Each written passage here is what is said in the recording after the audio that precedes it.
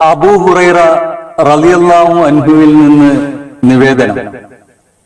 നബി സല്ലല്ലാഹു അലൈഹി വസല്ലമ പറഞ്ഞു, ധർമ്മം ചെയ്തത് കാരണമായി ഒരു ധനത്തിലും കുറവ് വന്നിട്ടില്ല. വിട്ടുവീഴ്ച കാരണമായി അള്ളാഹു ഒരാൾക്കും പ്രതാപം വർദ്ധിപ്പിക്കാതിരുന്നിട്ടില്ല. അള്ളാഹുവിനു വേണ്ടി ആരെങ്കിലും വിനയം കാണിച്ചാൽ അവരെ അള്ളാഹു ഉയർത്താതിരിക്കുകയുമില്ല. മുസ്ലിം 2588 നമ്പർ ഹദീസ്. അള്ളാഹു ഏറെ ഇഷ്ടപ്പെടുന്ന സൽക്കർമ്മങ്ങളിൽ ഒന്നാണ് ദാനധർമ്മം.